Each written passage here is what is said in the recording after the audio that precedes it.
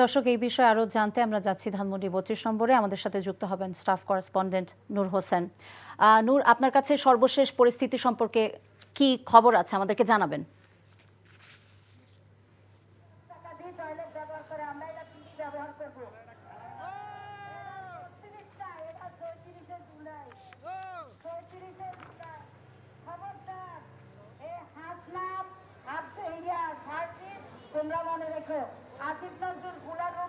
নাহিদ, ধানমন্ডির ৩২ নম্বরের যে বাড়িটি রয়েছে সেটি অনেকটাই গুঁড়িয়ে দেওয়া হয়েছে বিক্ষুব্ধ ছাত্র জনতা।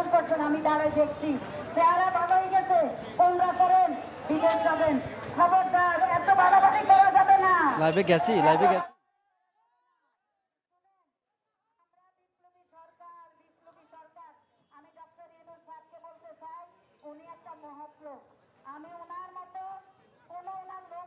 বলবো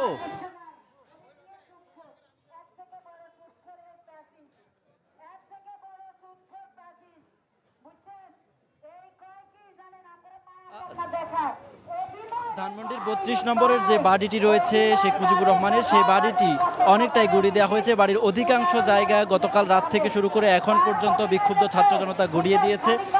এখন সকাল থেকে শুরু করে এখন পর্যন্ত প্রতিনিয়তই রাজধানীর বিভিন্ন স্কুল কলেজের শিক্ষার্থী সহ বিক্ষুব্ধ ছাত্র জনতা এই ৩২-এর জায়গাটিতে আসছেন এবং তারা হাতুড়ি নিয়ে আসছেন, শাবল নিয়ে আসছেন এবং বাড়ির যে অবশিষ্ট জায়গাটি রয়েছে, অবশিষ্ট অংশটি রয়েছে সেটিও গুঁড়িয়ে দিচ্ছেন, সেটিও ভেঙে ফেলছেন এবং তারা যেভাবে পারছেন ভাঙার চেষ্টা করছেন। তবে যে দুটি বুলডোজার দিয়ে রাতভর এই বাড়িটি ভাঙা হয়েছে, সে দুটি বুলডোজার সকাল 10টার পরপরই এখান থেকে চলে যায় এবং এরপরে আমরা যতটুকু জানতে পেরেছি বিকেলের দিকে বা সন্ধ্যার দিকে সেই দুটি বুলডোজার আবার এখানে আনা হবে। তখন বাকি যে জায়গাটি বা অবশিষ্ট যে অংশটি রয়েছে এই ঘরের, এই ভবনের, সেটিও তখন ভেঙে ফেলা হবে বলে আমরা জানতে পেরেছি। এখন এই মুহূর্তে এখানে উৎসুক জনতার যে একটি ভিড় আমরা লক্ষ্য করছি, উপস্থিতি আমরা লক্ষ্য করছি। তারা বলছেন তারা বাংলাদেশে শেখ হাসিনার যে স্বৈরতন্ত্র প্রতিষ্ঠিত হয়েছিল, তারা বলছেন এর আগে 1972 থেকে 75-এর সময় শেখ মুজিবুর রহমানের একটি স্বৈরতন্ত্র প্রতিষ্ঠিত হয়েছিল। এই দুটি স্বৈরতন্ত্রের যে স্মৃতিচিহ্ন বাংলাদেশে, এই ধরনের কোনো স্মৃতিচিহ্ন তারা অবশিষ্ট রাখতে চান না, অক্ষত রাখতে চান না।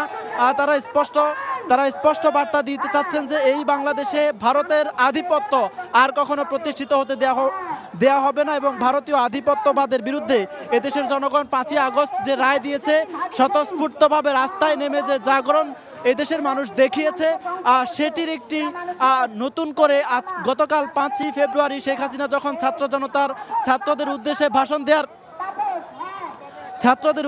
ভাষণ দেওয়ার ঘোষণা দেওয়া হয়েছিল, তার প্রতিবাদে আবারও সেই 5ই আগস্টের একটি পুনরাবৃত্তি গতকাল রাতে আমরা দেখতে পেয়েছি।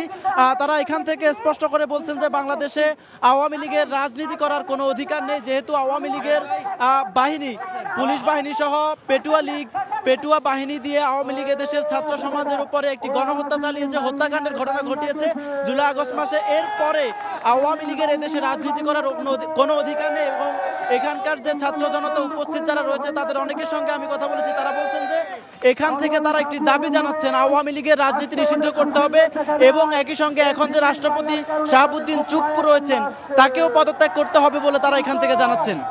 নাহিদ, আমরা জানছিলাম ধানমন্ডির ৩২ নম্বরের বাড়িটি যে গুঁড়িয়ে দেওয়া হচ্ছে সেটার সবশেষ পরিস্থিতি এবং সেটার প্রেক্ষাপট সম্পর্কে। বিএনপির স্থায়ী কমিটির সদস্য অবসরপ্রাপ্ত মেজর হাফিজ উদ্দিন আহমেদ বলেছেন, ধানমন্ডি ৩২ নম্বরের শেখ মুজিবুর রহমানের বাড়ি ভাঙার পেছনে প্রতিবেশী রাষ্ট্রের ইন্ধন রয়েছে কিনা তা তদন্ত করে দেখতে হবে। তিনি বলেন, এসব ঘটনা গণতন্ত্রের জন্য বাধা হয়ে দাঁড়াতে পারে। জাতীয় প্রেসক্লাবে স্বাধীনতা ফোরাম আয়োজিত আলোচনার সভায় এসব বলেন মেজর হাফিজ। অন্তর্বর্তীকালীন সরকারকে নিরপেক্ষ থাকতে হবে মন্তব্য করে তিনি বলেন, এবছরের মধ্যে জাতীয় নির্বাচন দেখতে চায় জনগণ। সব বিশৃঙ্খলা রোধে দ্রুত নির্বাচন দেয়া প্রয়োজন। ঐক্য ধরে রাখার আহ্বান জানিয়ে হাফিজ বলেন, বিগত ফ্যাসিবাদের দুঃশাসনকে ভুলে গেলে চলবে না। শেখ হাসিনা ভারতে বসে দেশকে অস্থিতিশীল করার চক্রান্ত করছে মন্তব্য করে সবাইকে ধৈর্য ধরে সবকিছু মোকাবেলার আহ্বান জানান তিনি। গতকালকে যে ঘটনা ঘটেছে সেটি এখনো চলমান। এটি কারা করেছে এই তথ্য আমাদের কাছে নাই। এতে সরকারের কি ভূমিকা ছিল সেই তথ্য আমাদের কাছে নাই।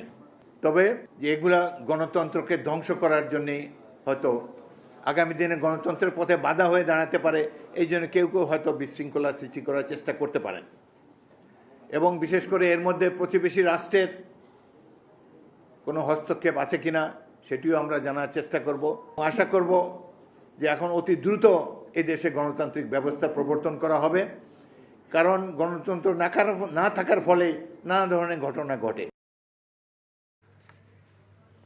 ঢাকা ও চট্টগ্রাম বিভাগে সরকারি প্রাথমিক বিদ্যালয়ের সহকারী শিক্ষক পদে উত্তীর্ণ ৬,৫৩১ জন প্রার্থীকে নিয়োগপত্র দেওয়ার সরকারি সিদ্ধান্ত বাতিল করে রায় দিয়েছেন হাইকোর্ট। একই সঙ্গে মেধার ভিত্তিতে নতুন করে নিয়োগ দিতে নির্দেশ দিয়েছেন হাইকোর্ট।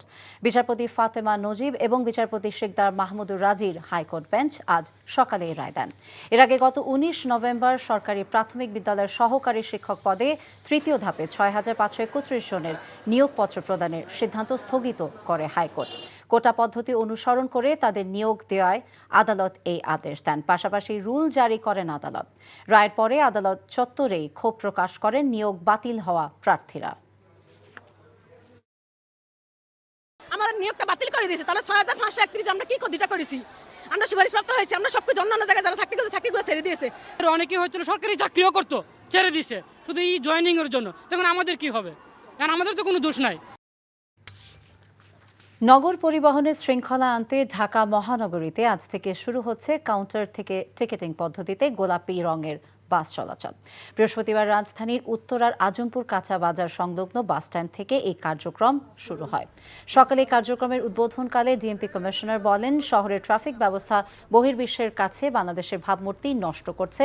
এমন পরিস্থিতিতে গণপরিবহনের শৃঙ্খলা আনতে ই-টিকেটিং এবং কাউন্টার সিস্টেমের বিকল্প নেই। অনুষ্ঠানে সাংবাদিকদের প্রশ্নের জবাবে ডিএমপি কমিশনার শেখ মোহাম্মদ সাজ্জাদ আলী বলেন, পুলিশি তৎপরতায় গত ১৫ দিনে ছিনতাইয়ের ঘটনা কমেছে। নৌ পরিবহন উপদেষ্টা ব্রিগেডিয়ার জেনারেল অবসরপ্রাপ্ত এম শাখাওয়াত হোসেন বলেছেন, আওয়ামী লীগ আমলে তৈরি করা দেশের ৮টি স্থলবন্দর বাংলাদেশের কোনো কাজেই আসছে না। এগুলো কোন প্রক্রিয়ায় বন্ধ করা যায়, সরকার সেই বিষয়টি গুরুত্বের সঙ্গে চিন্তা করছে। সকালে চট্টগ্রাম বন্দরে কারশেড এবং সার্ভিস জেটি পরিদর্শন শেষে এসব কথা বলেন তিনি। উপদেষ্টা বলেন, বর্তমানে চট্টগ্রাম বন্দরে বিনিয়োগের জন্য বিভিন্ন আন্তর্জাতিক প্রতিষ্ঠান আছে, তবে দেশ ও শ্রমিকদের স্বার্থে যেটা ভালো হয় সরকার সেই সিদ্ধান্ত নেবে। মোংলা বন্দর আধুনিকায়নের পাশাপাশি টেকনাফে আরেকটি স্থলবন্দর তৈরির উদ্যোগ নেওয়া হবে বলে জানান উপদেষ্টা। এছাড়া চট্টগ্রাম বন্দরের সক্ষমতা বাড়াতে বন্দরে জায়গা খালি করলে নিলাম কার্যক্রম গতিশীল করা হয়েছে বলেও জানান তিনি। আমি 8টা পোর্টকে আইডেন্টিফাই করেছি, স্থল পোর্ট, যার 1 পয়সা আমদানি নেই। এত বছর প্রায় 10 বছর মতো হয়ে গেছে, 1টা পয়সার আমদানি নেই, অথচ আমরা রাজস্ব থেকে খরচ করছি। সেগুলো যাতে কিছু করা যায় সেটা এখন আমি ফিরে গিয়ে ইনশাআল্লাহ দেখব যে এগুলো বন্ধ করার কি প্রক্রিয়া হবে।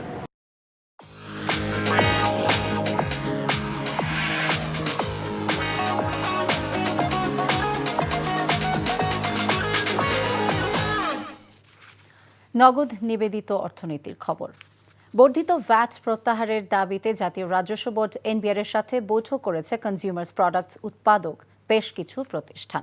সকালে রাজধানীর আগারগাঁয় রাজস্ব ভবনে এনবিআর চেয়ারম্যান আব্দুর রহমান খানের সাথে এই বৈঠকটি করেন তারা। বৈঠক শেষে খাদ্যপণ্যের ব্যবসায় প্রতিষ্ঠানগুলোর প্রতিনিধিরা জানান, এই বৈঠকে খুব বেশি ফলপ্রসূ আলোচনা হয়নি। ভ্যাট বিষয়ে পরবর্তী সিদ্ধান্তের জন্য এনবিআর চেয়ারম্যান বাজেট পর্যন্ত অপেক্ষা করতে বলেছেন, যাতে সন্তুষ্ট নন তারা। তবে এই বিষয়ে কঠোর কোনো কর্মসূচিতে যেতে চান না ব্যবসায়ীরা।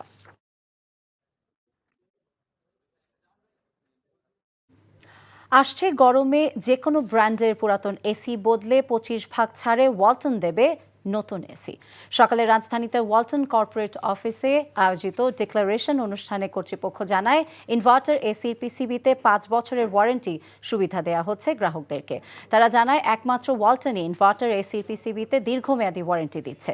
1 বছরের রিপ্লেসমেন্ট গ্যারান্টি সহ ইনভার্টার এসির কম্প্রেসরে 10 বছর পর্যন্ত ওয়ারেন্টি, 3 বছরের স্পেয়ার পার্টস ওয়ারেন্টি, 1 বছরের ফ্রি সার্ভিস এবং ফ্রি ইনস্টলেশন সুবিধা থাকছে। 1 ফেব্রুয়ারি থেকে ওয়ালটনের ইনভার্টার এসি ক্রয়ে এসব সুবিধা দেয়া হবে। আন্তর্জাতিক গণমাধ্যমে গুরুত্ব পেয়েছে ধানমন্ডিতে অবস্থিত ৩২ নম্বর বাড়িটি ভাঙচুরের ঘটনা।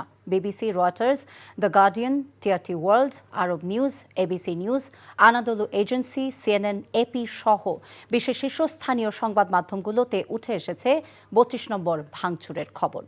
মার্কিন যুক্তরাষ্ট্রের খ্যাতনামা গণমাধ্যম সিএনএন প্রতিবেদনে লিখেছে, প্রতিবেশী ভারতে নির্বাসিত থেকে দলের সমর্থকদের উদ্দেশ্যে হাসিনার একটি বক্তৃতা দেওয়াকে কেন্দ্র করে এই হামলার সূত্রপাত। বার্তা সংস্থা রয়টার্স এবং দ্য ওয়াশিংটন পোস্টের প্রতিবেদনে একই তথ্য উঠে এসেছে। ব্রিটিশ গণমাধ্যম বিবিসি প্রতিবেদনে বলা হয়েছে, শুধু শেখ হাসিনাই নয়, তার পরিবার ও রাজনৈতিক দলের অনেক নেতাদের বাড়িতেও আগুন দেওয়া হয়েছে। তুরস্কের অন্যতম গণমাধ্যম টিআরটি ওয়ার্ল্ড তাদের শিরোনাম করেছে, ভারত থেকে প্রাক্তন প্রধানমন্ত্রী শেখ হাসিনার ভাষণ বাংলাদেশের প্রতিবাদের ঝড় তুলেছে। এছাড়াও ভারত ও পাকিস্তানের গণমাধ্যমগুলো সহ অন্যান্য আন্তর্জাতিক গণমাধ্যমে বিষয়টি ফলাও করে প্রচার করা হয়েছে।